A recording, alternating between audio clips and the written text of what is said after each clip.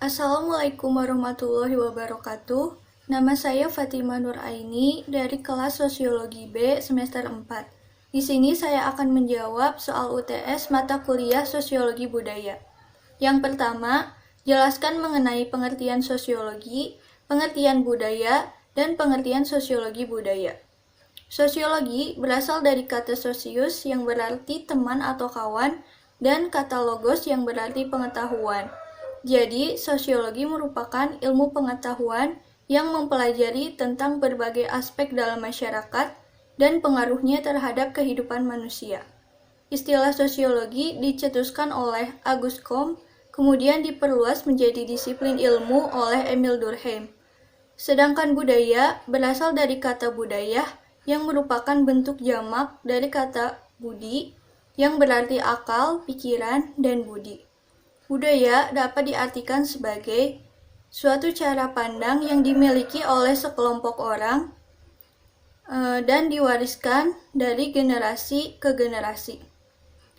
Sosiologi budaya merupakan dua disiplin ilmu, yaitu antara ilmu sosiologi dan ilmu budaya.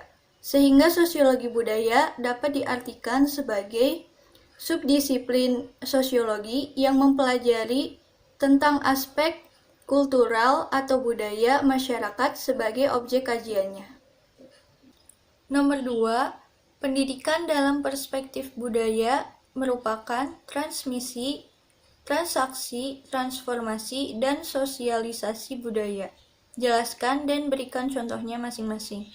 Yang pertama, transmisi merupakan pengiriman atau penerusan pesan dan sebagainya dari seseorang kepada orang lain. Contohnya, warisan nenek moyang.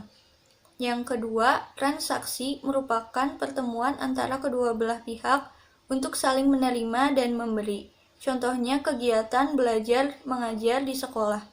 Yang ketiga, transformasi merupakan kegiatan mengubah rupa, mengalihkan, maupun mengubah struktur dasar menjadi struktur lahir dengan menerapkan kaidah transformasi. Contohnya, kegiatan kebudayaan yang disandingkan dengan kegiatan-kegiatan modern yang dapat kita jumpai di Bali. Dan yang keempat, sosialisasi. Sosialisasi merupakan suatu proses bagaimana memperkenalkan sistem pada seseorang dalam proses interaksi yang diatur dengan nilai dan norma. Nilai adalah ukuran, sedangkan norma adalah aturan. Contohnya, orang tua yang menggunakan bahasa Jawa untuk berkomunikasi dengan anaknya, guna mensosialisasikan nilai-nilai budaya Jawa. Selanjutnya, nomor 3, yaitu jelaskan mengenai pendekatan struktural fungsional dan pendekatan kritis. Yang pertama, pendekatan struktural fungsional. Pendekatan ini mendapat inspirasi dari sosiolog asal Perancis, yaitu Emile Durkheim. Menurut Durkheim, kultur atau budaya, baik yang bersifat material maupun imaterial, sama-sama memiliki peran penting dalam menjaga solidaritas kelompok. Kesamaan nilai, keyakinan, ritual, dan sebagainya mengarahkan kelompok sosial yang mempraktikannya untuk mencapai tujuan bersama dengan menyandang identitas kolektif yang sama. Kemudian yang kedua yaitu pendekatan kritis. Pendekatan ini mendapat inspirasi dari sosiolog bernama Karl Marx. Menurut Marx, kultur atau budaya merupakan instrumen atau alat dominasi pihak berkuasa terhadap pihak yang didominasi, yaitu pihak yang lemah. Budaya juga dapat menjadi sarana perlawanan fisik maupun ideologis pihak yang didominasi terhadap pihak yang mendominasi. Pihak yang mendominasi cenderung mendapat sponsor dari sistem ekonomi yang kapitalis. Selanjutnya, nomor 4, yaitu jelaskan dan berikan contohnya mengenai nilai, norma, dan kearifan lokal. Nilai adalah ukuran atau standar abstrak tentang sesuatu yang seharusnya dilakukan, atau standar yang digunakan oleh orang untuk memutuskan apa yang pantas, indah, dan layak sebagai suatu pedoman hidup sosial. Contoh nilai yaitu Pancasila. Kemudian norma adalah aturan yang mengatur perilaku manusia, seperti segala sesuatu yang diperbolehkan maupun tidak diperbolehkan. Contoh norma yaitu larangan untuk mencuri dan membunuh. Selanjutnya, kearifan lokal. Kearifan lokal berasal dari dua kata, yaitu wisdom yang berarti bijaksana dan lokal yang berarti setempat. Sehingga kearifan lokal dapat diartikan sebagai suatu gagasan atau pedoman yang berasal dari suatu tempat yang di dalamnya terdapat sifat bijaksana dan nilai-nilai yang tertanam, dianut dan diyakini oleh suatu masyarakat secara terus-menerus.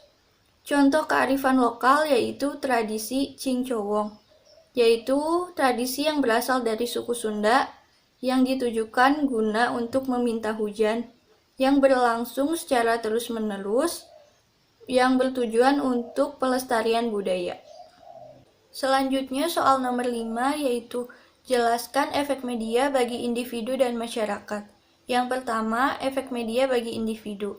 Dilihat dari sisi positifnya, media dapat memberikan kesenangan kepada individu, kemudian menjadikan individu menjadi lebih percaya diri, dan mudah melakukan inovasi dengan penemuan-penemuan baru sehingga tidak ketinggalan zaman.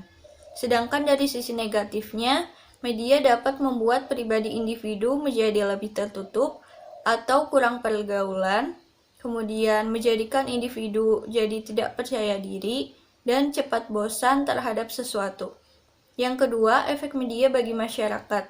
Dilihat dari sisi positifnya, media dapat memberikan kebebasan kepada masyarakat dan menyediakan kompetensi yang dapat ditingkatkan oleh masyarakat. Selain itu, media juga dapat memperkokoh perekonomian dan membuat ikatan organisasi menjadi lebih luas dan lebih kokoh. Sedangkan efek negatifnya yaitu munculnya model-model baru berita, dan dengan tidak adanya gatekeepers, maka masyarakat menjadi sulit untuk menyaring informasi yang mereka terima. Dan yang terakhir, nomor 6, yaitu jelaskan mengenai makna Quran Surat Al-Hujurat ayat 13. Dalam Quran Surat Al-Hujurat ayat 13, terdapat 3 kunci yang membahas tentang kebudayaan, yaitu su'uban, waqobaila, dan lita'arofu. Su'uban memiliki arti bahwa Allah menciptakan manusia itu berbangsa-bangsa.